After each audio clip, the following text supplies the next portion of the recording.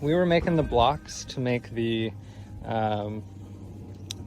traveler go over top of here, and I got my friend Lauren to cut them out for me, and he, being a genius, suggested a completely new path, which is exactly what we're gonna do.